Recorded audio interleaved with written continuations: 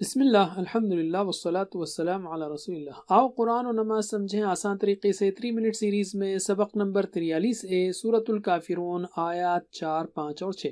اس سبق کے ختم تک ہم 200 الفاظ سیکھ لیں گے جو قرآن میں تقریباً 39,000 بار آئے ہیں۔ اس سے پہلے ہم نے 3 آیتیں سیکھی، چلیے ہم آگے بڑھتے ہیں۔ اعوذ باللہ من الشیطان الرجیم۔ وَلَا أَنَا عَابِدٌ مَّا عَبَدتُّمْ وَلَا أَنَا اور نہ میں، عابدون عبادت کرنے والا، ماں جس کی، عبدتم تم نے عبادت کی، اور نہ میں عبادت کرنے والا جس کی تم نے عبادت کی۔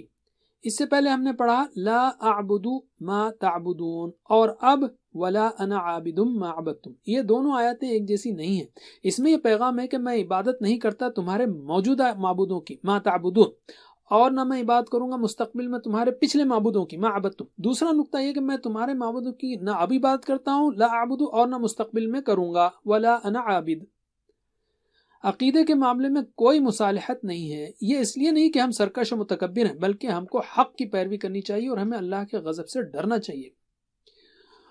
ولا انتم عابدون ما اعبد، اور نہ تم عبادت کرنے والے ہو جس کی میں عبادت کرتا ہوں۔ اس میں بھی یہاں پھر تکرار نظر آتی ہے، لیکن اس کا پس منظر کچھ مختلف ہے۔ اس میں یہ پیغام ہے کہ تمہارے اپنے شرک پر اڑے رہنے کی وجہ سے تم سے یہ امید نہیں ہے کہ تم ایک اللہ کی عبادت کرو گے۔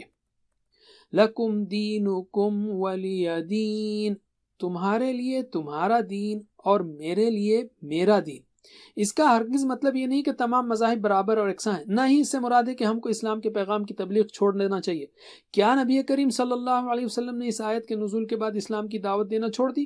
ہرگز نہیں۔ یہ آیت کفار قریش کی مصالحت کے پیشکش کے جواب میں نازل کی گئی۔ اس میں مشرکین سے کہا گیا کہ اگر تم حق کو قبول نہیں کرتے تو تمہاری مرضی، لیکن میں حق کو چھوڑنے والا نہیں۔